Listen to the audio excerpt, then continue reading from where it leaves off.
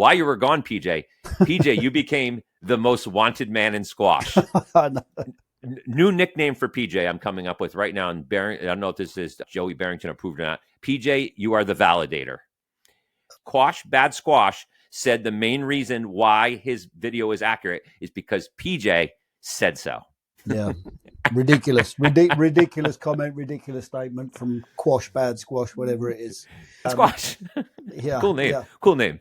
And as we've since learned that apparently my comments are libelous, me accusing Mostafa of being a cheat. Mm-hmm. They're waiting to... It's my Law and Order theme. I don't want to see all of this hubbub around Mostafa all the time. He just, at the end of the day, the kid just wants to get on and he just wants to play. Everybody now is at a stage where it's just becoming a bit boring and a bit frustrating having to listen to all of this going on around. Everybody's fed up with it. We don't want to keep going on about it. And I do, by the way, just FYI, just based on the number of clicks we get on the podcast whenever we talk about it, I 100% want it to go on forever. I'm not sure we will ever find out who it is. Is there an argument for it being a bit cowardly if you're not going to man up and say if it's a player or if it's somebody currently involved in the game, maybe when they step aside and move on, we will get to find out. But I'll be very surprised. I think it'd be probably good for his career. He'd probably get some job offers. Maybe he could put a podcast out. Remember Zapruder, right? The Zapruder film. Put his name on it. It's like most famous film ever. Mohammed Zapruder. How about that? About to leave. Already packing, come with me. I'm not really asking. We'll get away to a place where we don't know. Fans, we are back with another edition of the Roundup, catching you up on all the news from professional squash. I am Bill Buckingham, and back from vacation, but back regardless. My co-host, PJ Johnson. Welcome back. I thought you were on vacation, but apparently you were not. As I just found out, I was like, PJ, how was your vacation? And you're like, here's what happened. So, PJ, let's just say you got up to go to the airport, to go to Tenerife, which I looked up, by the way. Tenerife looks spectacular. It's amazing, yeah. If you can manage to get there, yeah. So, PJ, you pack your toothbrush, you pack your little toiletry bag and your clothes and your bikini and your Speedo and whatever. We won't get into what you do on vacation. And then you get to the airport, and PJ, what happened? Started traveling on the world tour at 17 years of age. Bill, I'd like to consider myself a seasoned traveller. And after handing in my documents to the staff on the desk, they then very quickly told me that my passport had expired. And after then showing them the expiration date on the passport was actually January 2026, he then went into some whole spiel about after Brexit, the rules are if you want to travel within Europe, it has to be done within 10 years of the issue date, which just so happened to be 2 weeks prior to my holiday. So I missed the date by, I think it was the 16th of April 16th of May was the expiration.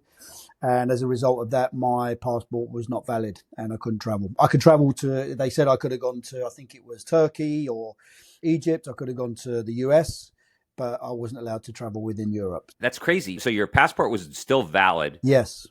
But it wasn't valid because you hadn't traveled within Europe, or it expired within 10 years of its issuance? I don't understand that. Yeah, it's a rule that's come around, apparently. I found out, and I wasn't the only person to be told this the unfortunate news. There were two other ladies who tried to get on the flight before me, also given the same information, that when the UK came out of Brexit, Europe then made it quite difficult to travel within there for the Brits. And passports were only valid up to 10 years from that original issue date. I don't understand the logistics and the full details of it, why you can travel an extra 6 months after the actual issue date, why it's 10.5 years on your passport. I don't quite know, but the fact still remains that my trip to Tenerife didn't go ahead. Let's get back to like when you got to the desk at the airport and they told you this. How did you react? Did you cry? Did you fight? Did you just shrug your shoulders and say, "Hey, my bad"? I've had my fair amount of dealings with airport staff, Uh-huh. you very quickly learn that you're No fighting an uphill battle, and you're better off Mhm. to just accept whatever it is that they tell you and get on with it. They all very kindly offered me back the taxes from that particular trip, which amounted to less than your shampoo. Did you get your money back? So for the finger, No, you lose everything. It's basically, and it's stated very clearly within the contract that as a travelling passenger, you're responsible to make sure your documents are valid and acceptable for travel, which mine obviously weren't. So I know you don't like, you're unlike me, you don't like to divulge your personal information as readily as I do. Could you just give me the amount of money you lost on that trip? It's in the thousands, Bill. We'll just leave it. Well, I know that, obviously. Can't remember. I'll have to check the Come on. statements. Can't remember. Let's do it this way then. Something that's a little bit more relatable to our podcast. How many squash lessons did you lose? No, that would be divulging even more information. Guess is, I'm going to guess, and I'm not going to say the amount you charge for squash lessons. Although if you read the New York, if you do read the New York Times back in 2009, you might find out back what it was in 2009 for those people who are really interested. I'm going to say you lost 7 squash lessons. Pretty close. Not bad, right? You're up there, Bill. Yeah. Be the price of a holiday. I do. I know the price of what a squash pro charges for a lesson more than that. Yeah, it was enough to sting, Bill. Put it that way. Was it? It was enough to sting. Yeah, you wouldn't want it to happen too often. Put it that way. But anyway, again, I'm very much a glass half full kind of person. Yeah. I thought at the end of the day, this doesn't have to all end in disaster, and I managed to find a great alternative. So that's good. Did the women who are also going through that at the desk, they freak out, or were they pretty good about it also? That, to be fair to the staff of this particular company, won't mention any names, but they were as helpful as they could have been, given that the fact that their hands are tied, and as they showed me within the contract, that it is down to me to make sure my credentials are valid. Which yeah. I mean, worst job ever, airline representative. Right? Yeah, it's probably almost as bad as being a ref for the World Tour. It's as thankless of a task as it is for those poor guys and girls. 100%. And PJ, while I'm looking at you right now, your hair looks incredible. Did you have a little sun in, a little haircut? What do you got? I got a little bit of sun, and obviously got some big weeks ahead coming up. We've got the British Open in a couple of weeks, which I'm extremely excited about. And thought I got to do my utmost to try and look somewhat respectable on the camera, and just nipped up to the barber shop. There's a great barbers that I go to up in the city in London. And I've literally just got home. Wow, it looks good. I was thinking about hair last night because I was watching I watched the Steinman Mohamed El Shorbagy match last night, and I saw the overhead shot. Greg Gaultier is still bald on top. I haven't seen the overhead camera angle yet, Bill, but I have to say I saw him in the crowd yesterday, sitting next to, I think he was sitting next to Stuart Crawford, and Greg looks amazing. Amazing. He's literally taken 10 to 15 years off of his face. He looks brilliant, absolutely brilliant. But he balled on top. Like how, so if you went to one of those things, wouldn't you, like, you're going all the way to Turkey, wouldn't you get it all done? Or maybe it's not possible, or maybe he's on a layaway plan. Like, how does that work? I'm not sure. The gentleman that I use that does my implants, he has to do it in segments. So it's not like a one-time visit. Who knows? Greg will certainly be on top of that kind of situation, and maybe he'll go back to get the rest of it filled in. I don't know. But regardless, I think he looks immaculate. He looks great. He looks great.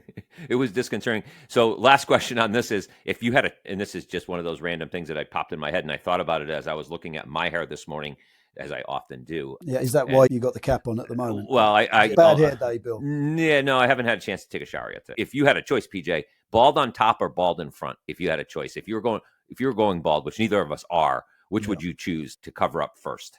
Would you want to be like the hair in front? For me, it wouldn't make a difference, Bill, because I'm only 5'10", and everybody can see the top of my head anyway. So I don't know. If I had a choice, I'd probably say just on top. Just on top. Same. Yeah. That's why I don't understand why he did the front. I would have done the top for sure, because at his age, the front's the front. But if you look at photos of Greg from back in the day, where he had that middle section and he was very heavily receding, the fact that's been filled when you see him front on, again, he looks 35 years of age. Again, he looks brilliant. Yeah, the Greg Gaultier rehabilitation tour is crushing me. I disliked him so much as a player and as a human being for so long. So the fact that he's now being exalted as this great person and coach really bugs the crap out of me. But either way, bald Greg made me happy last night. It gave me a little bit of satisfaction for some reason.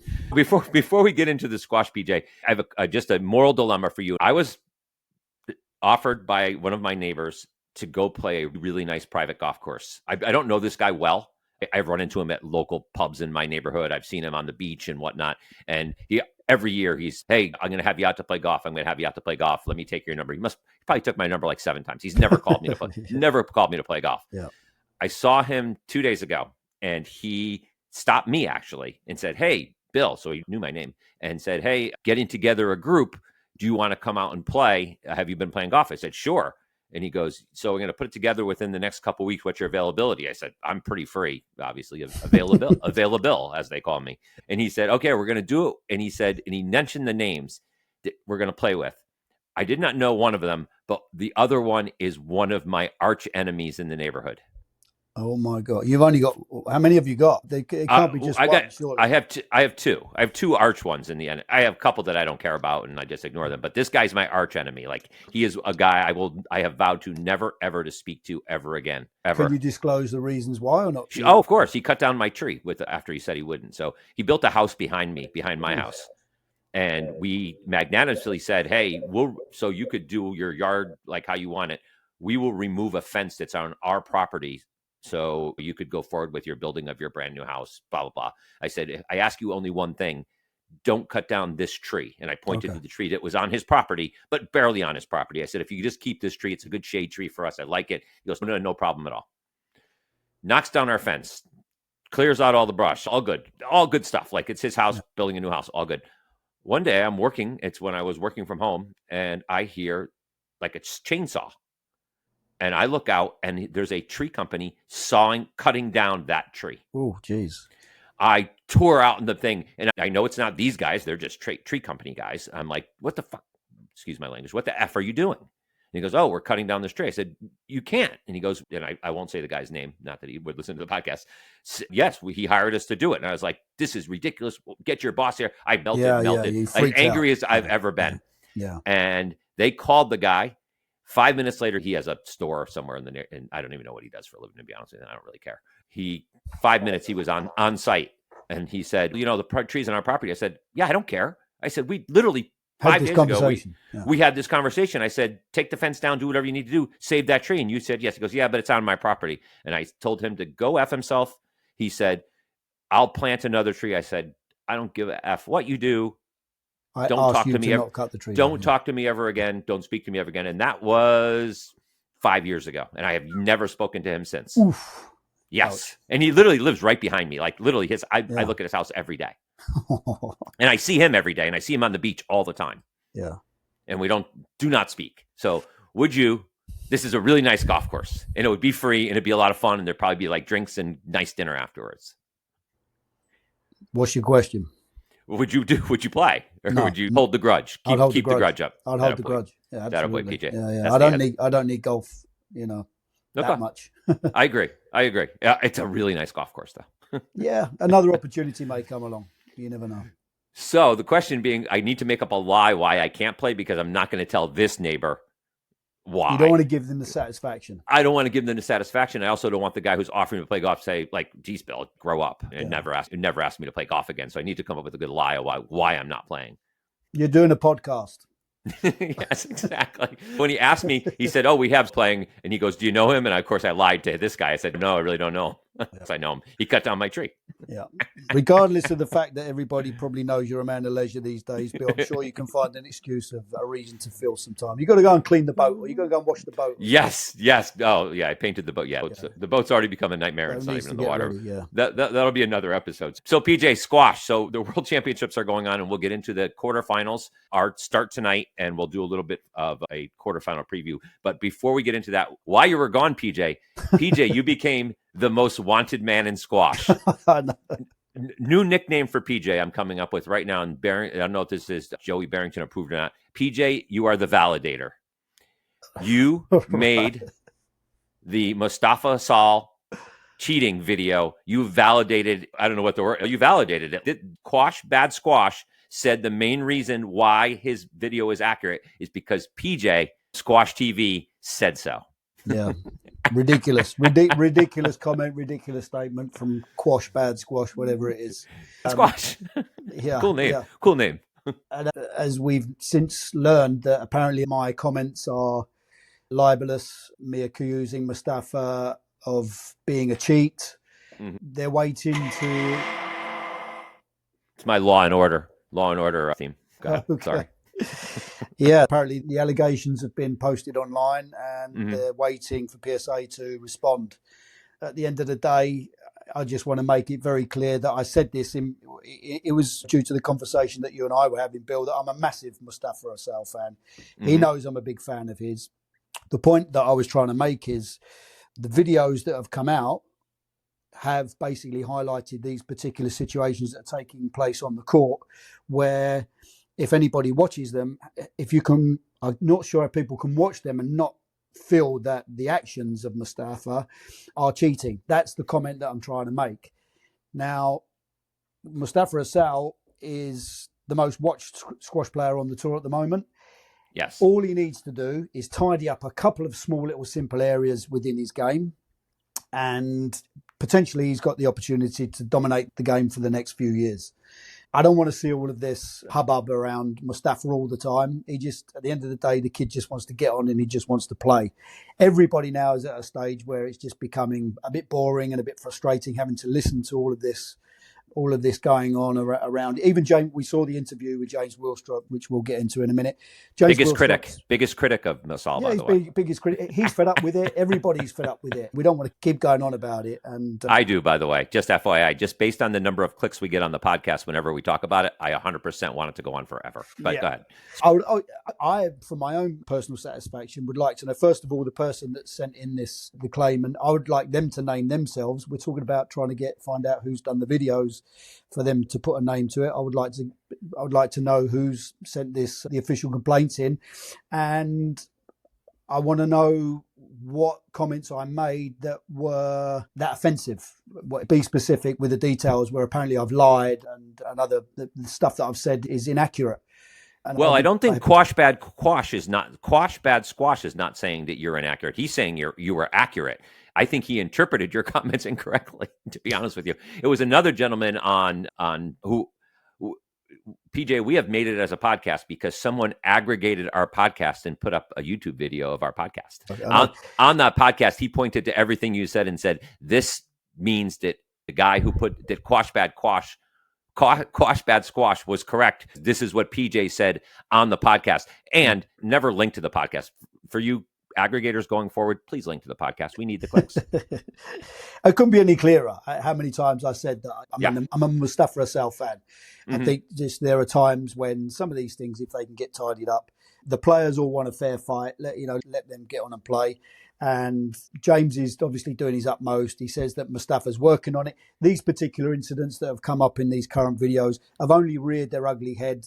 3 months ago, 4 months ago, they weren't in Mostafa's game. Why they've come back in, even James said that maybe certain conversations weren't had and they need to get back on track with those kind of circumstances. But bottom line, we just want to see the kid play. We want to see the kid play, go out and play the way he can. And then we're all being for a treat. But as far as accusing me of potentially being damaging for his mental health and making accusations about him that are extremely unfair and untrue, they're entitled to their opinion. Have you retained legal representation for the lawsuit that was going? I have. You have? Yes. Yeah. Who'd you get? Can't say. This was just a conversation between you and me, and you asking my opinion on what has come out with these videos, and that was my opinion. It is called a podcast. Yeah, exactly. So if people only heard the stuff that you said when we're not recording, then lawsuits would be fair, right? Lawsuits would be fair. Under the advice of my counsel, I refuse to answer that question, Bill. Does it matter who posted the video any longer? Quash Bad Squash. At some point in the beginning, it was like intriguing who would do it. But at this point, does it really matter who did it? I said I wanted him to come on the podcast and talk about it. And did we disguise his voice? So he did email me. I forget if I initiated it. I probably did. And he said the reason he couldn't come on is because it would hurt his career. Meaning that he's either just totally buffaloing anybody and it's some 11-year-old kid in his basement in Philadelphia doing this, or it's somebody who's in the squash industry and doesn't want to get blackballed. Anyone I've spoken to that knows about these particular videos, Bill, we're all of the same opinion, really, that whoever has posted these has squash knowledge. They have knowledge of the rules, they have knowledge of the tour, they have obviously knowledge of Mostafa himself. And for them to be as accurate as they are with their assessments of the situation would lead us to believe that it's someone very closely linked. I'm not sure we will ever find out who it is.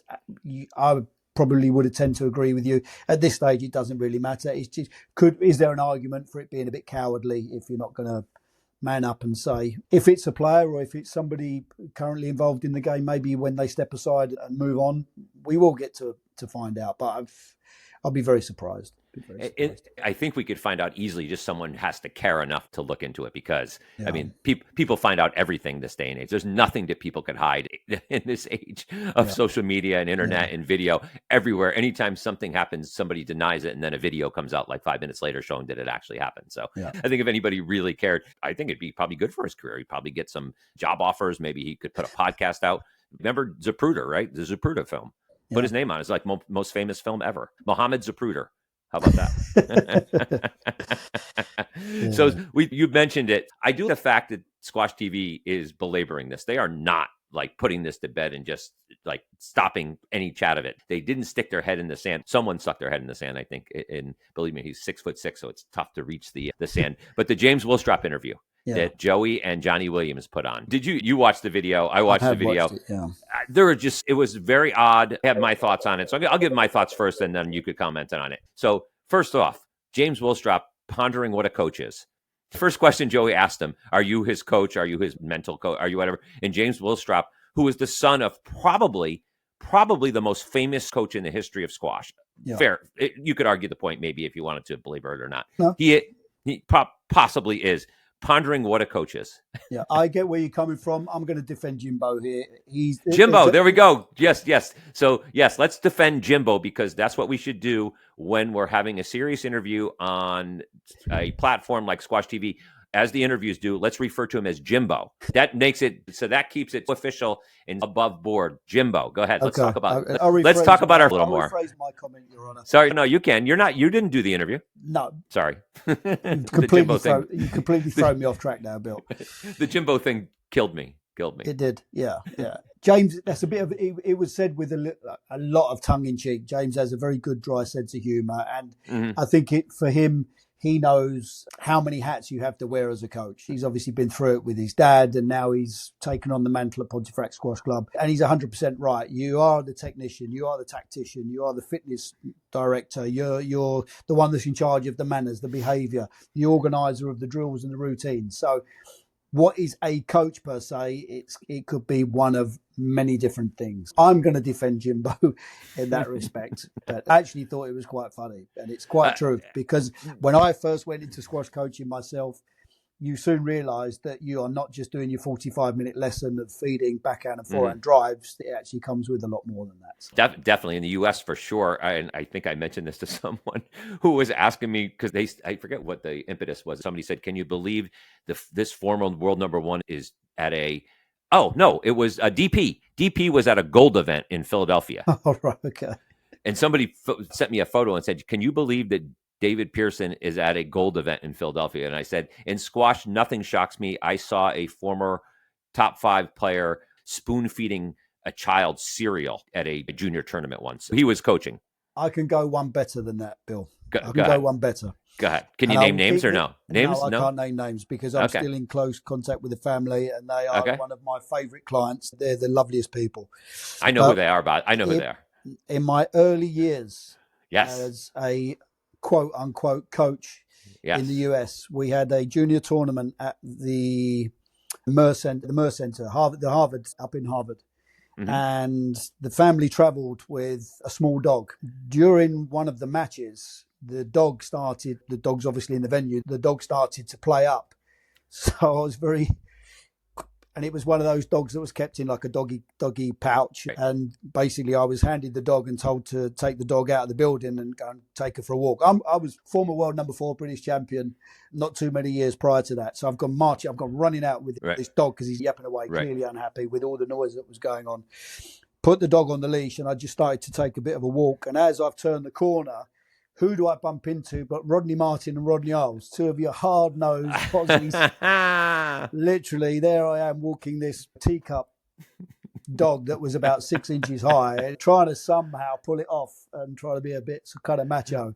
Nice. And the look would have said it all. They just looked me up and down and just laughed and just shook their head in disgrace. Little did they know. Little did they know. Exactly. And just literally went, PJ, where did it all go wrong? So, and I know who those people are, PJ, because I've done a little Facebook research on some old squash players and seen some photos of you with said family. And shocking, very shocking. I won't throw anybody out there. And after we stop recording, I'll ask you whether I'm correct or not. I believe I am. I like the way you said the dog played up. At the thing, was he DU11 and dog under 11? Then he became dog under 13. What do you mean play up? GU11. It was female. Sorry. Female dog? Yeah. Well, DU dog under. Sorry. Oh, there you go. That was a joke. Yeah. Sorry about that. Yeah. Tough. So a couple other things. James saying that he is Mustafa's biggest critic. I would argue with that Quash Bad Squash is his biggest critic. So James, not his biggest critic. I think James got more shit for that sentiment when he said I'm Mustafa's biggest critic than he got for any part of the interview.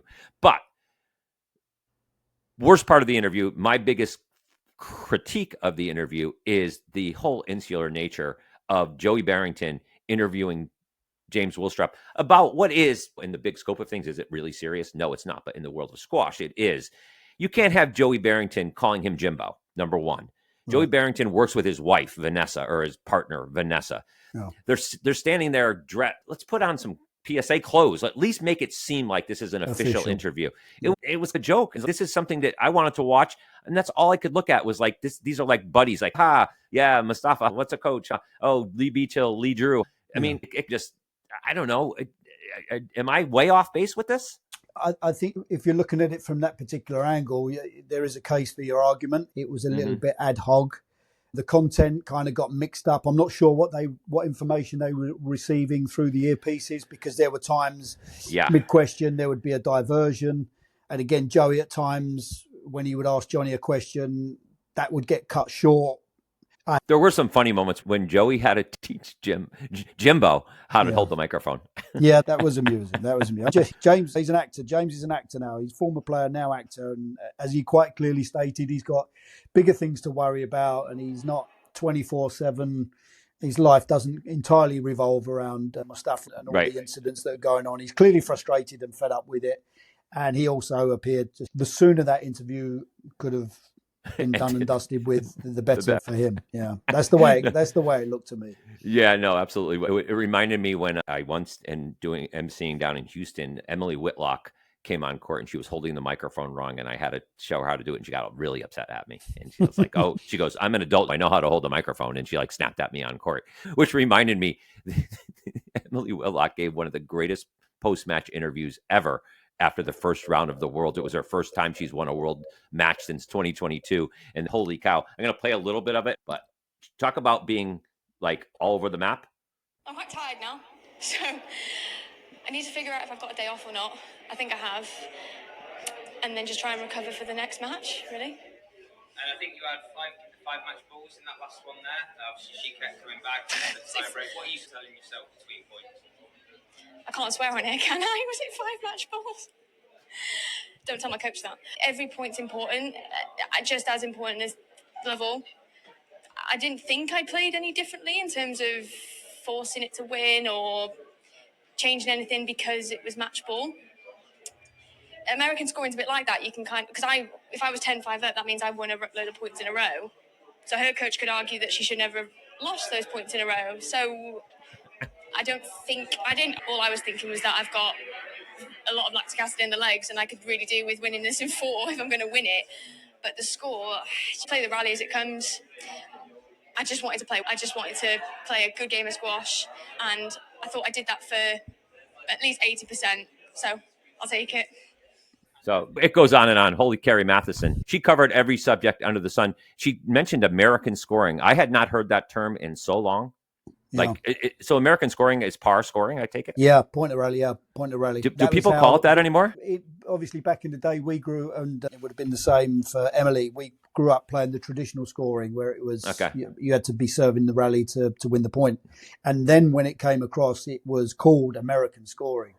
That would have been what she grew up with. Yeah, her rant about like the other coach thinking that she should have. I don't know. I'm always amazed. Emily gives some of the most sort of colourful interviews, and sometimes it can be relevant to the question. Other times she'll go off on a tangent, but it's always entertaining. She's a bubbly old character. Yeah. Always will have plenty to say, which makes good listening. And not awkward at all. That's the good thing about her. She's not awkward whatsoever when she talks. That's the best part about it. So, PJ, what are people are here for is the world. We're like 40 minutes into the podcast. The World Championships are going on right now in Chicago. I've been referring to them as the JCT Midwest, unfortunately, because of the venue. Yeah. The good thing about squash, the thing that squash extols in every marketing campaign they do is we can drop a glass court anywhere. And they dropped a glass court in the middle of what looks to be a basketball court with a track running around the top of it, like something from like the 1990s or this 1980s.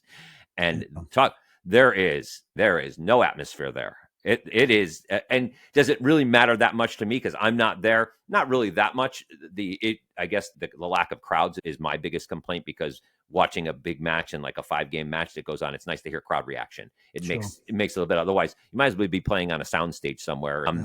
People complained online vociferously about no access for the first 2 rounds. It was only being held at the U Club, and no tickets were being sold. So now we're into round 3 and now into the quarters tonight. Tickets are being sold and no one is there. No one's turning up. Yeah. I just think it's one of those unfortunate situations where I'm not entirely sure what happened with some of the other venues, but this venue's obviously come on relatively late. We know, Bill, you and I, we have a good relationship with the team over in Chicago, with John Flanagan and Roney and all of the guys there who do an outstanding job. Some of the best people in squash. They are. They're awesome. Professionally awesome. And personally, some of the nicest, best people 100%, in the game. 100%, yeah. But it's not an argument, but the point I would make is, historically, because Chicago, as great of a city it is, hasn't really got the mass of squash or the mass squash community of, say, somewhere like a Boston or of a New York. And again, historically, they've generally struggled to fill seats, even when it's at the University Club in that wonderful, in the hall upstairs. On certain nights, you'll have relatively empty crowds. So that generally has been a problem. Some rounds, semi-finals and finals of those events are generally packed to the rafters, but I just don't think Chicago has the numbers of squash fans that are going to pack that place out night in, night out, which is, compare it to the Tournament of Champions, Bill. I think 2 sessions of the however many there were through the entire week. Right. I think there were 4 sessions a day, like over 20 sessions, and only 2 of those weren't capacity crowds for John Nimick and his team. But again, you're in the heart of New York, and you've got all those clubs within the surrounding areas. Boston, John Nimick and his team do great jobs. They used to do a great job up at the Symphony Hall and the venues that were up there, and they never had troubles filling crowds. So could that be a contributing factor?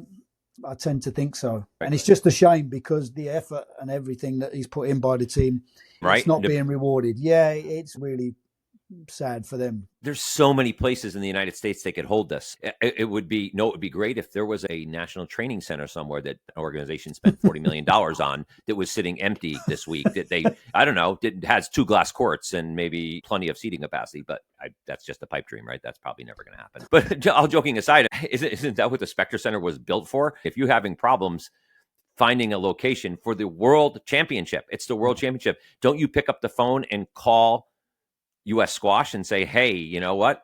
You guys have like the state-of-the-art center there. I understand that there's a fractious, is that a word? The fractious relationship between the PSA and U.S. Squash. There's definitely issues between them. But if that's something that's causing to host this event in a venue that is 100% not up to snuff for a world championship, then we have deeper issues in squash than the ones that we're talking about.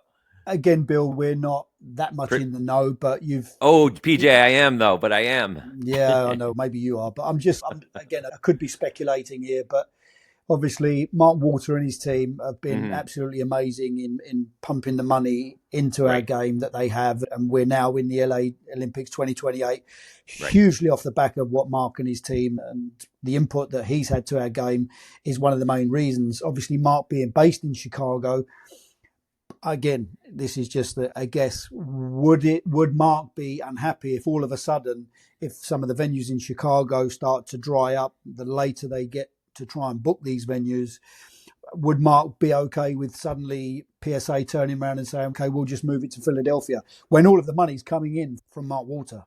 Is it that straightforward? That would be my question. Yeah, probably not. My guess would be, and again, this is in this case, I have no insight. My guess would be that Mark Walter wouldn't care.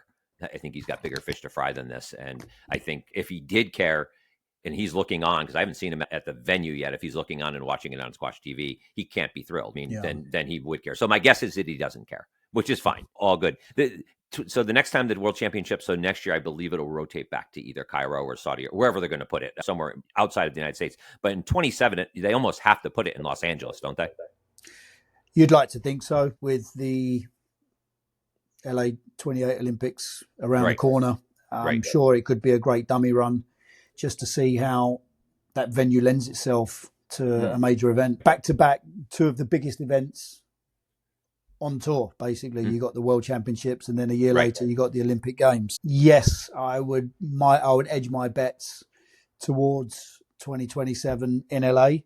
It's only 2025 right now, but I'm sure PSA will be already looking into getting a venue secured and nailed on, because, again, we're not entirely sure what happened with this year's Worlds, but if it was a case of missing the deadlines or booking the court late or the venue late, it's not something that they'll want to happen going into such a big event like the World Championships in 27. We'll wait and see.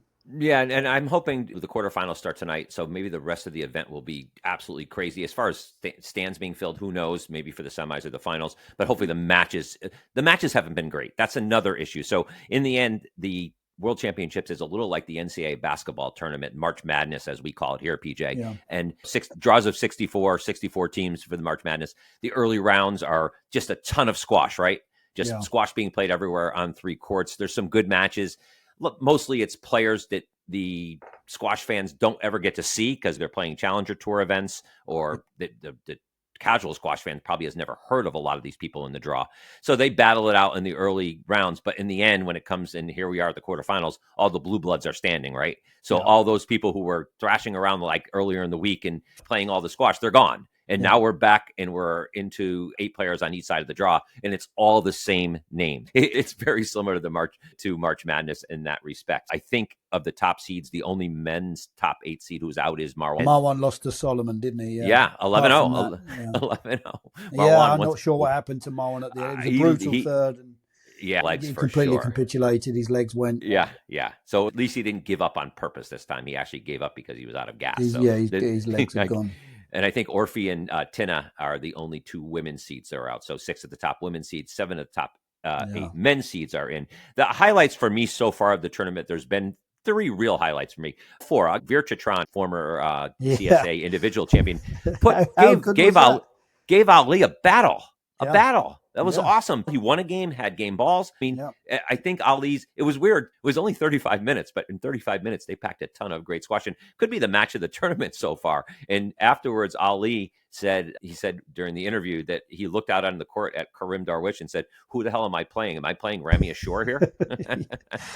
I don't think anybody saw that coming, did they? You saw him walk onto the court, and I know a lot of people were literally thinking, who's it? I've never heard of this guy. How did he get into the main draw or whatever it was? But then, my goodness, you talk about severity, taking a ball in short on a fast front wall and a dead court like we're seeing there. It's reminiscent of Qatar, actually, where the players can generate plenty of pace off the front wall, but then it dies. He fully capitalised the Indian player there. And you're right. Listen, players in the top seeds in the early rounds they don't want to be playing their best stuff early on. They want to ease their way into a tournament, gain a little bit of court time. But Farag there, that would have been a hell of a scare, because he was facing a second game ball. And for these kind of tournaments, the winners are generally the ones, we talk about the same names getting through, but the winners of the top 3, Asal, Elias or Farag, generally are the ones that have had a slightly smoother run through the draw. And that would have been a match there that certainly would have perked up and sharpened up Ali Farag's mental game, that's for sure. Right. It reminded me of an old Rocky movie, and I know you're a fan of Rocky movies. When like a quarter of the way through, like the first or second round, Apollo Creed's trainer looks at he doesn't know it's a damn show. He thinks it's a damn fight. He thinks it's a fight. Yeah, exactly. Yeah, exactly. And that's that. Yeah. that's exactly what I thought when I was watching that. So that was cool. Orfi losing to Nada Abbas. Yeah. Great win for Nada Abbas. Terrible loss for Orfi. This was she's only 17, I think, or maybe 18 now. But I thought this would be the event that Orfi at least makes it to a semifinal or battles one of the top three in a quarterfinal, one of the big three. Good win for Nada Abbas. Down 2-love. Orfi struggled with Jasmine Hutton a little bit in game 3, the round before. So that was a little chink in the armor going into there. But then losing up 2-love to Nada Abbas is a good player, but you can't lose to a Nada Abbas in that case. You just can't. Yeah, going into the event, Bill, you'd have to say that Amina Orfi was a possible dark horse for this event with the run that she'd been on and had beaten Shabini. But you have to remember, this kid, she's 17 years of age. She's a kid, and she's played an awful lot of squash coming into the event with a lot of success. So she's making late rounds through some of the events that are leading into this World Championships. Right. She's on the biggest stage. She would be well aware that there would be a lot of talk about the possibilities and the potentials for this particular event. And along with that comes a pressure. And we don't know the ins and outs or the details behind the performance. But you can't take anything away from Abbas either. She's worked tirelessly on her own game and she's been playing well. And what tends to happen as well, Bill, when you have these kind of newcomers onto the tour, it does take players a little bit of time to figure them out and get used to their playing style and then implement a tactic and a game plan of how to overcome them. So who knows? Abbas and her team would have seen enough of Orfi now to know what they're dealing with and set out their stall out accordingly and see what they get back. But 2-love, I'm sure she felt she'd have been cruising through to the next round. But again, how many times have we talked about this? This is, for me, what makes the women's tour so fascinating right now. Yes, we've got the top 3, include Olivia and now Orfi. You've got your 5 players there, but the depth and the strength of depth just behind them has proven here in this event that on any given day, that chasing pack, we keep calling it, but they're good enough to topple some of the best players in the world, as we've seen. Think about it. Nada Abbas, we joke about that, or I joke about that, but she would play on the U.S. national team, right? Based on her ranking. It would be Weaver, Sobi, and Abbas. And she's an afterthought when you think about Egyptian women, right? Like nobody considers them. Ask a squash fan, like name top Egyptian women players right now. Nada Abbas would not be one of them unless you were really, truly a huge squash fan. No. And I don't know if it's scary. Is the U.S. cupboard, it shines a light that the U.S. cupboard's getting a bit bare, and the depth of it, we're not nipping at Egypt's heels, especially everybody says the U.S. women are number 2, but yes, they are, but man, are they a distant number 2 for sure right now. Yeah. But same in the men's game though, Bill. But we're not U.S. isn't number 2 in the men's game, unfortunately. The other 2 matches I thought were interesting in the early rounds were Momin beating Jonah Bryant, who is being touted as the next English star. And hey, maybe he is, but Tarek Momin said, wait a minute, Jonah Bryant, I'm Tarek Momin. I'm a former world champion. You are not going to beat me in the world championships. I'm going to beat you. And man, did Tarek Momin play one of the best matches of the year for him. He absolutely dismantled Jonah Bryant. And Jonah Bryant is a good player. Yeah.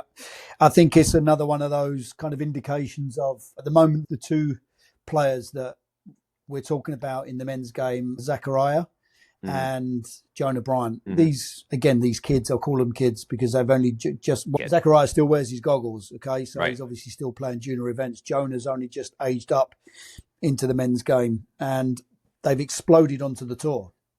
But you're talking about Tarek Momin, who's probably got over 15 years of experience. He won the World Champs in 2019. He's been top 10 in the world since I can remember, the last 10 years maybe. So you're talking about very experienced campaigners. And let's not get too carried away about these. There is some serious potential in the form of Zachariah and Jonah, but they've still got a hell of a lot of work to do before they catch up the likes of experience and wealth of experience, somebody like a Tarek Momin. And El Shabaghi did the same job on Zachariah, really, didn't he? It was a bit of a kind of just hold your horses here, kids, because there's not a new sheriff in town just yet. I've still got a little bit of life in the old dog yet. Right. Zachariah with his comment about nobody wants to see me in the draw. Yeah, I'd be scared if seeing me I'd in be the scared. draw. Yeah. And Sharbagi was really good in the post-game interview with Absalom, saying, he would say the same thing when he was his age, blah, blah, blah. Sharbagi took that to heart and was like, no chance. When it was 6-6 in the first, he's just completely after that turned into the beast and just he beat him very soundly. Same in the second as well. I think Zachariah may have even been 7-6 up in the second. But listen, Sharbagi doesn't miss a trick, does he? He doesn't miss a trick. He doesn't miss a comment. He doesn't miss anything that's squash related. So he'd have been well aware that Zachariah would have been quietly confident going into that match. And I've said this on a couple of podcasts ago, Sharbagi still gets up for the big matches. And if he feels that there's a point to prove or something to gain, then we get a different version of Sharbagi, don't we? It's almost like he's cherry picking his performances these days, and certain matches he really gets up for. And I think this tournament's going to be no different because he's got Paul coming up, and he will be confident that this is another opportunity for him to take down a big wig in the form of Cole.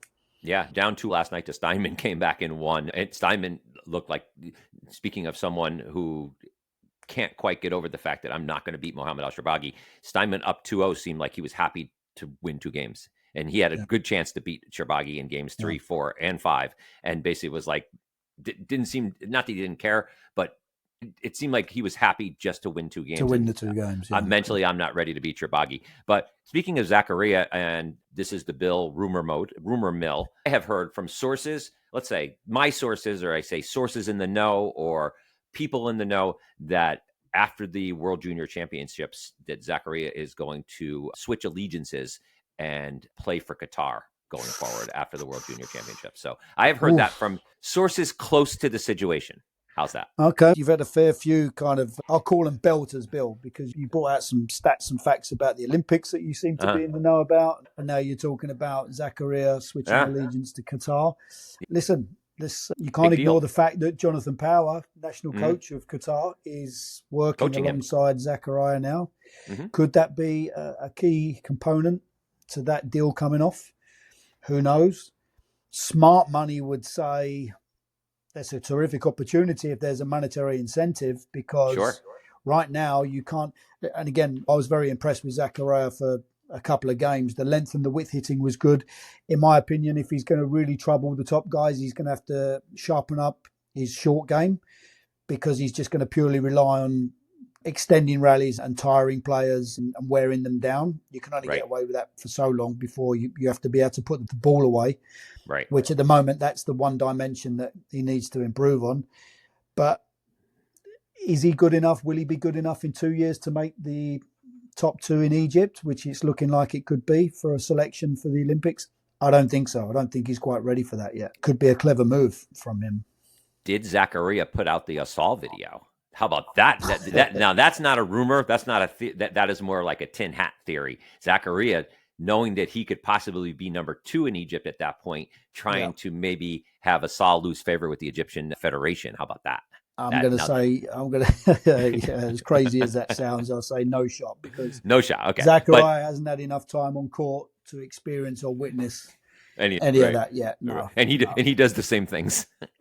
If someone wanted to do a Zachariah video right now, they could probably do the same thing. But that is something I actually did hear about him to Qatar. So we'll see how that comes out. PJ, quarterfinals tonight start the top half of the draw. So we have Solomon against Diego Elias. Solomon, he's been injured.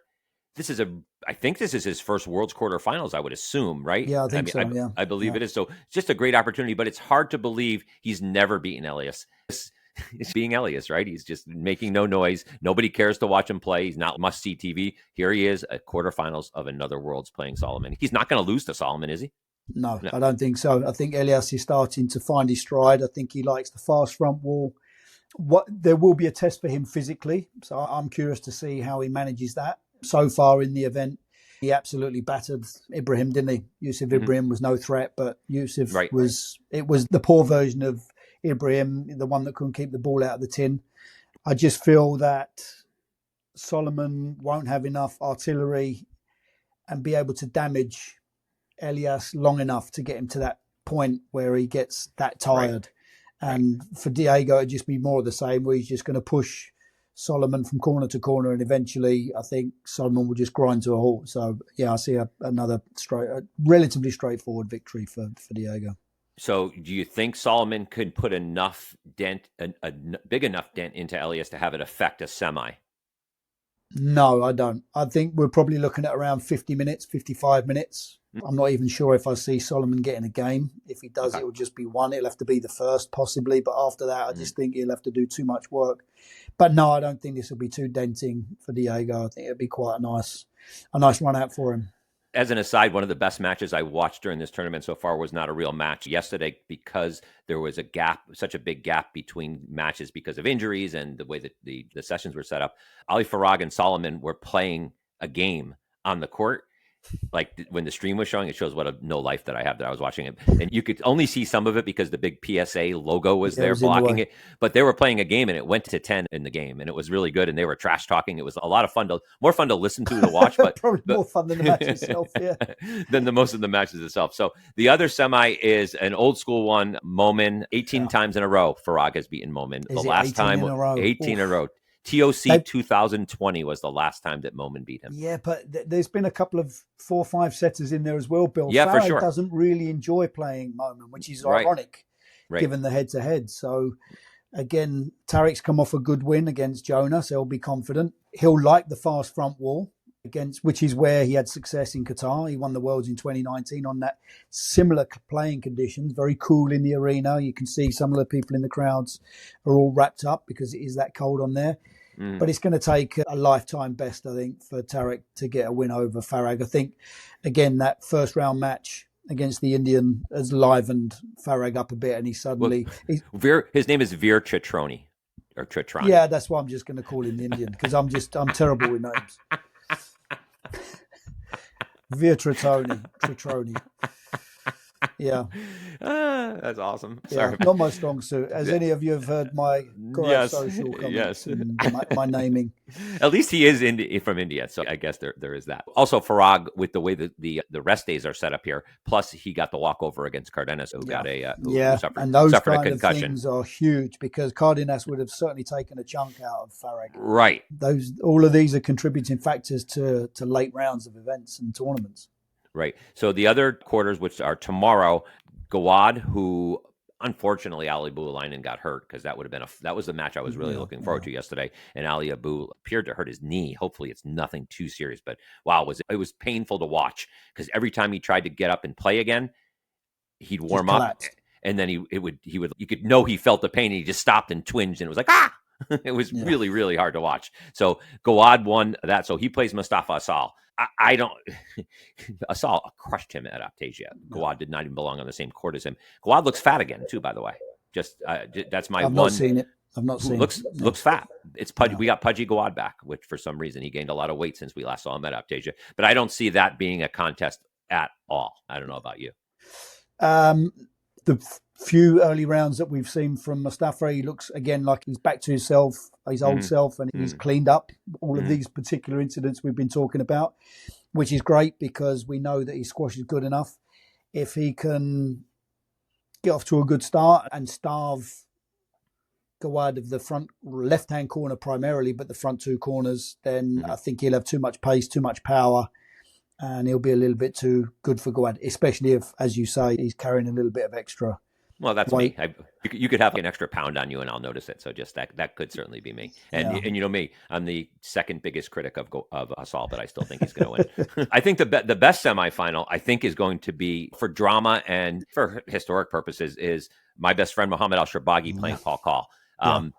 Sharbaghi did go 5 last night against Steinman, but he does have a day off. This match is not till tomorrow.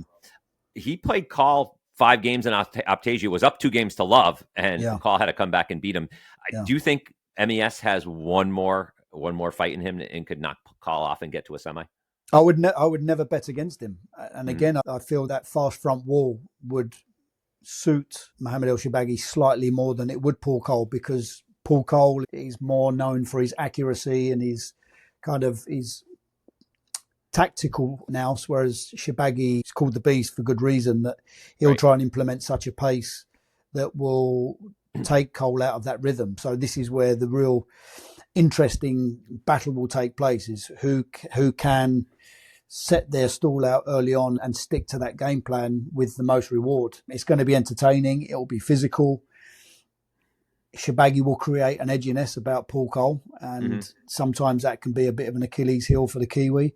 Right. But the Kiwis do a big performance. We've not seen him in the final of major events for a little while, and it'll be good to see him back in the mix. But that, for me, again, like yourself, Bill, is the pick of the men's quarterfinals, without a doubt. I'm hoping there's a big crowd there. I hope they are fueled with beer and whatever alcohol they need to be fueled with. That match deserves a crowd, a raucous audience for sure. Yeah. So that's the men's, and then the semifinals. If things go according to what we think, it's going to be Asal against either Mostafa or Call. It's going to be Farag against Elias. Same old. So we'll talk about it. We'll talk about it next week and see how those went. Next week. Yeah, We've seen this TV show before. So the who's your pick though for the event? What are you feeling? Oh, overall to win the event? Yeah, to win the event. We're into the quarterfinals. They've had a few matches each, and they're into their rhythm and their stride. And from what you've witnessed so far, who do you feel is closest to their best? I think Asal. Yeah. I think Asal. It's hard to see. It's hard to see past him right now. And as much as I want El Shibagi to make it to the final, my fear is, if he did get to the final, what he would have to go through to get there, he wouldn't have much left, and the final would leave us wanting. So for the tournament itself, I would love a Asal Farag final. I think that's what everybody wants for a world championship. Yeah. Keep an eye on the Elias Farag semi if that comes up, because if you look at what Elias did to Asal, again, I keep referencing the court in Qatar because there are a lot of similarities. But Diego chopped him up in 40 minutes. He just continued to barrage the front two corners. Everything was going in short.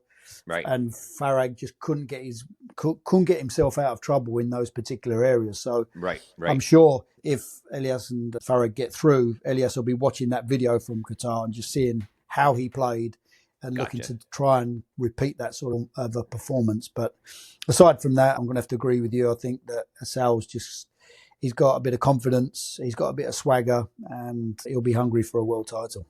Some of the shots he hits off that front wall go so hard off that front wall. It's like a gunshot. Okay, against Yin Yang. Yeah. The Indian. Yeah. He's not actually Indian. I know. He's the Malaysian. We'll call him the Malaysian.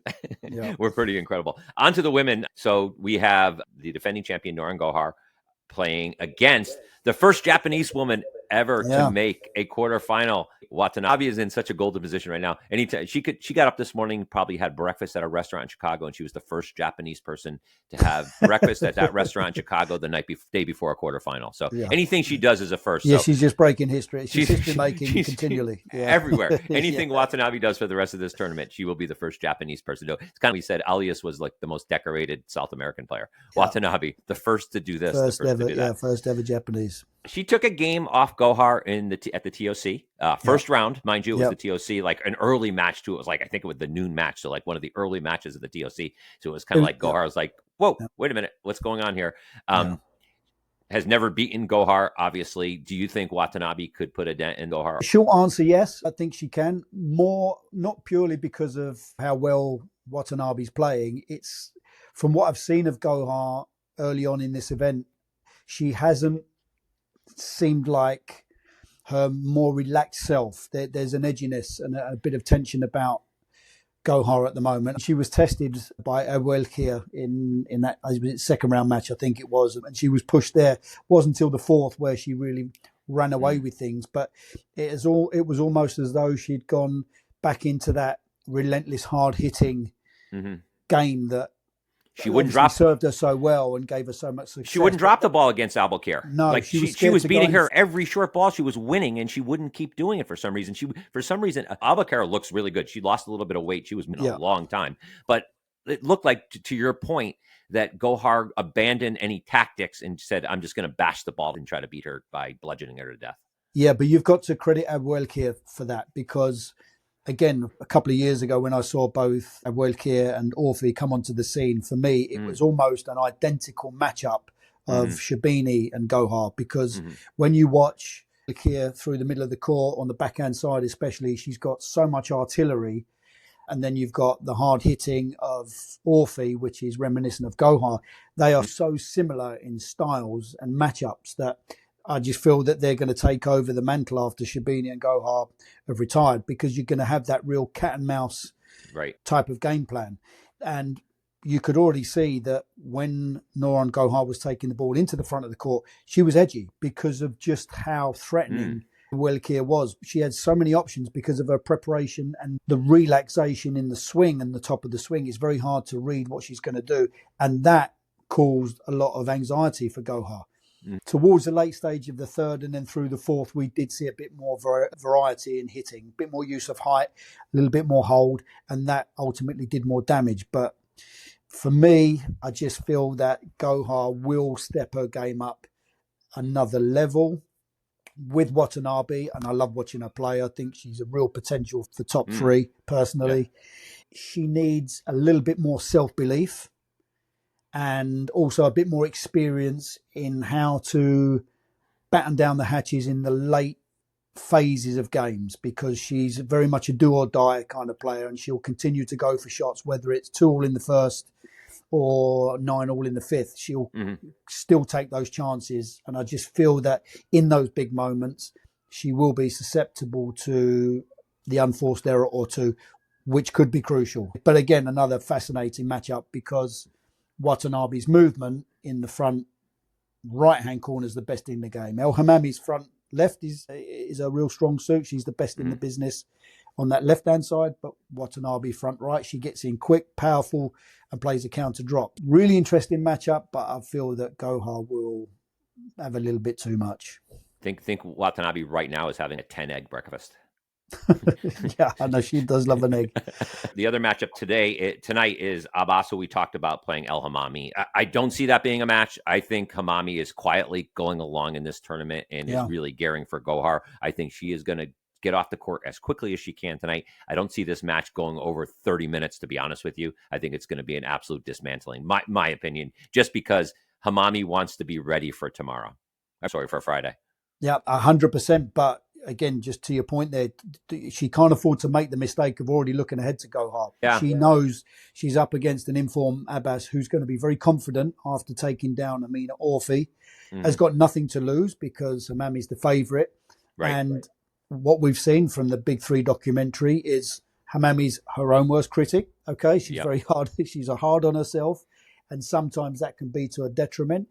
If she can start off well and start off confidently, use that fast front wall. I don't know if you saw this clip that's been put out where we've got some dials with the speeds and the pace of the shots that are being hit. Have you not seen them on squash? Some of the squash forums? Somebody's used AI to show, I think it was Gohar and Hamami that were playing, and there's these kind of speed clocks. And it shows the pace and the kilometers per hour that these players are hitting the ball. Wow. And on a continual basis, it was actually Hamami that was hitting it harder than Gohar, which really surprised me. Wow. So with that said, if she can get off to a good start and use that quick front wall, then it could be a relatively quiet night for Hamami. But first game's crucial. Yeah. Because if she can settle in, or if Abbas can get off to a good start, that could make things a lot more interesting. I hope there is no upsetting the apple cart in either one of those matches. I want Gohar Hamami in a world semi. I don't care. I know it's the same old. I'll tell you one person who does want that, and that would be Shabini. Yes. Yeah. Can you imagine if it's Watanabe against Abbas in the semis? No chance, right? Literally no. There is not a bet that could be more sure than that. I wonder what the odds would be on that. If you took it, you could probably bet $5 to win like $50,000. So the other semis, which will take place tomorrow, Gina Kennedy was getting crushed by Rowan El Arabi, just was getting dismantled by her. And unfortunately, El Arabi got hurt. Again, looked like an ankle. It was self-inflicted. It looks like she turned her ankle. Hopefully it's not too bad. Kennedy wasn't confident going into these matches. She signed an agreement to play in the NSL on Friday for a match on Friday, which is the night of the semi. So if she does happen to get by El Sherbini somehow, some way, there's a little bit of a conundrum there. But yeah, I mean, I think that's just going to be El Sherbini. She gave El Sherbini a tussle, I think, at the U.S. Open 2 years ago, brought her to 5 games, but she's not the same Gina Kennedy she was back then at this point of her career. So I don't think El Sherbini's going to have any problems with her. That's an interesting point, though, Bill, just touching on the NSL sign-up, because back in the day when I was playing, you had all your tough Aussies, your Ditmars, your Rodney Martins and Houses, and those kind of guys. And there was a couple of English players, and I won't mention their names, but they were renowned for being good players, but shall we say, for choice of a better word, a little bit soft by the Aussies. And there were times when the English players would actually book their flights home before the end of the event. And the Aussies, literally, I can't say on air what they would call them, but they were basically given a lot of stick for being a little bit weak and a bit soft. How you can go into a tournament booking your trip home before you've even completed the event, it gave them a bit of an insight as to the mindset of some of these English players. But a contract to play in it for another team and it hold. But listen, okay, Gina's actually got a reasonable track record against Sherbini. She's taken her to 5 a couple of times. Okay, she wasn't playing particularly well against El Arabi. She was being battered there. But Sherbini will certainly have to be on her mettle if she's going to come through this relatively unscathed. And now Kennedy, the shackles are off. She can just go and free arm it and have a go and see what comes. Yeah, 3 love, 28 minutes. There you go. The other matchup, the other semi, is going to be a great match, I think. It's Siva Sangari Subramaniam against Olivia Weaver. Yeah, Weaver beat Hani without a doubt. Yeah, the best of the quarters for sure. Siva beat her in Cincinnati. Weaver last year almost beat Sherbini in the semis, brought her to 5 games, as we saw during the Big 3. This is going to be a fun matchup and a good showcase into where Siva fits in with this top group of players, right? I think she's only ranked, is she ranked 10th in the world right now? 10 or 11, yeah. Yeah, and she's definitely not the 10th or 11th best player in the world. She's much higher than that. She's better than Tina Gillis. She beat Sobi yesterday, so you have to say at this point, she's better than Sobi. And interesting, and as we talked about, she's very bipolar in her results. She loses early in matches, in tournaments, then makes deep runs into tournaments, wins an occasional tournament, wins a gold tournament. This is a huge match for both of these players. Yeah, it's massive. I think Weaver, she's calculated her run through to the world champs. She'd have been working closely with Rod Martin. Since she went down under, she won the Australian Open. And once they'd have got back from there, they would have been ramping up to this World Championships. Liv will see it as a great opportunity to, in her mind and in Rodney's eyes, they will believe that they can make it through to a final. I think they will feel that they can come through against Siva.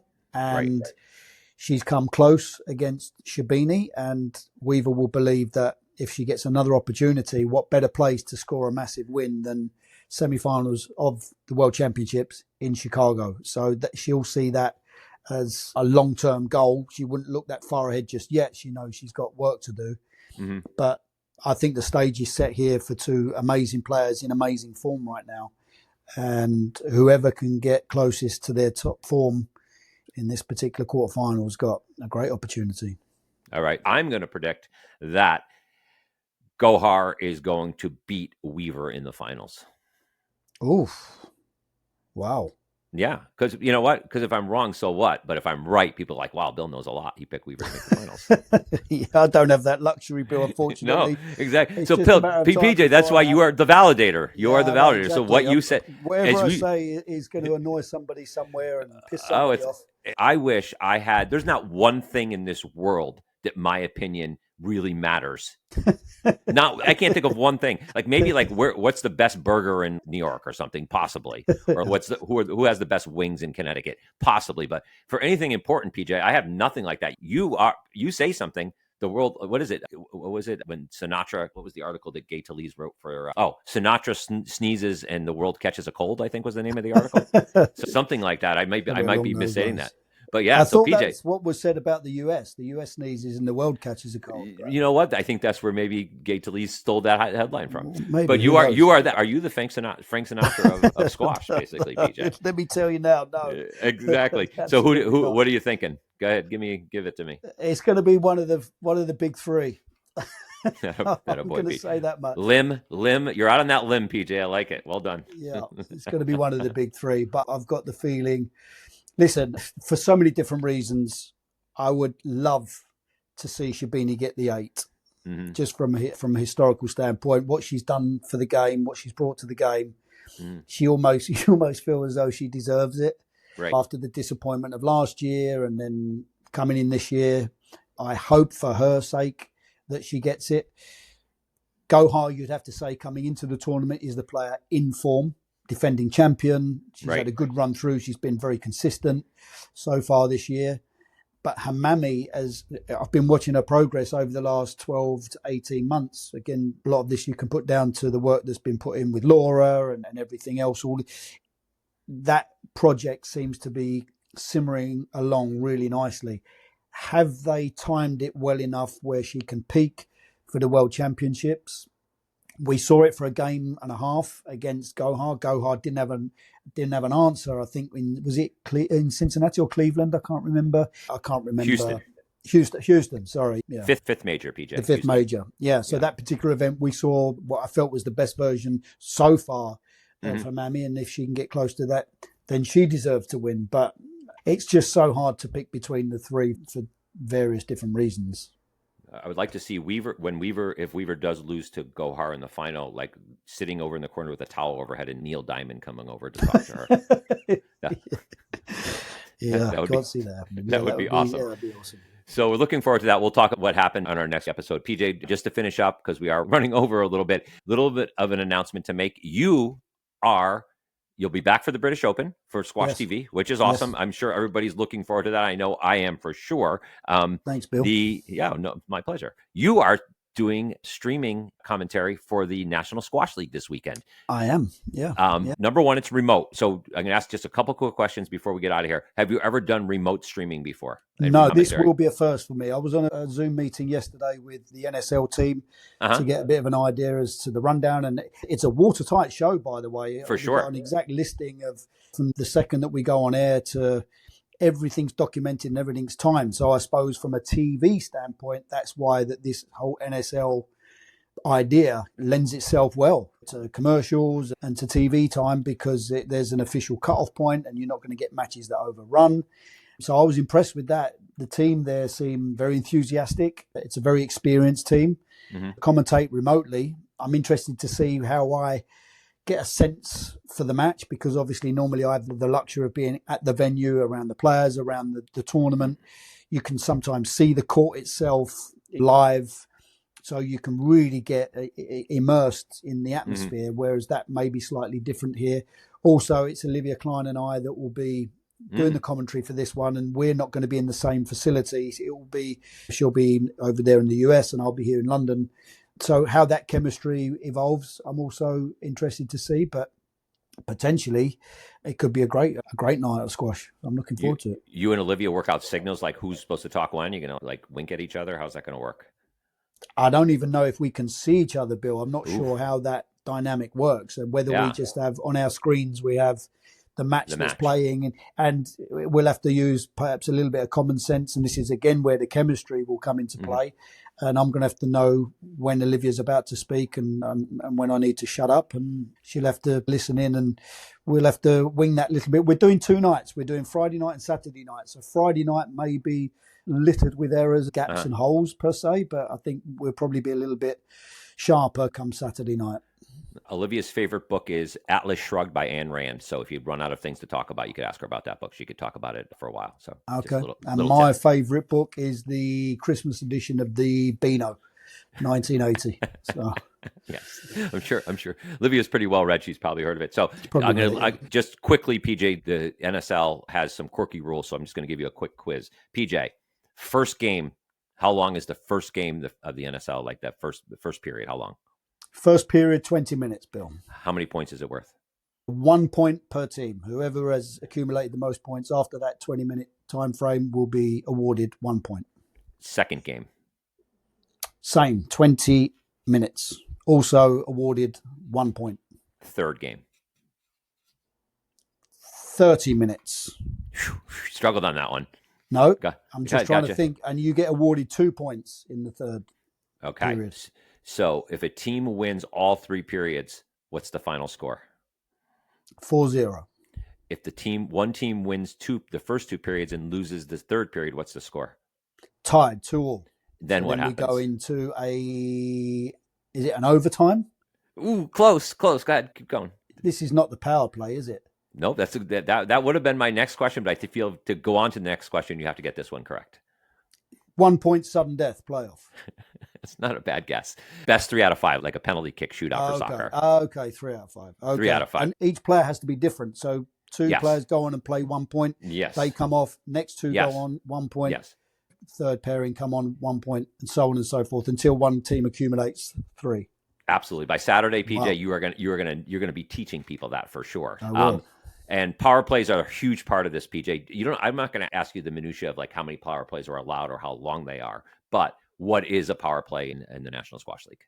I'm going to have to read up on the rules. Is it something to do with the fact that the opposing team can't score any points? So yes, so we'll edit this to make this sound like you know what you're talking about. It's when you call a power play, you could score. The other team can only defend. Okay. So go ahead and say that. The power play, is that the situation where if you call the power play, only your team can score points and the opposing team can't add any points to their tally on the scoreboard? Perfect, PJ. More about the NSL than 90% well, of there you people. go. Well done. There you go. Well done. I did have a brief read up, and I think I need to sharpen up on those a little bit. But it sounds, once you get used to the system, it sounds like it could be, it's especially very if fun. you get into the overtime and the penalty shootout, as we call it, then it could be really exciting. I look forward to it. I am going to tune in, and I will be taking fastidious notes, and I will critique you at our next episode, PJ. As my biggest critic. Great to see you again. Look forward to talking next week after the World Championships are over.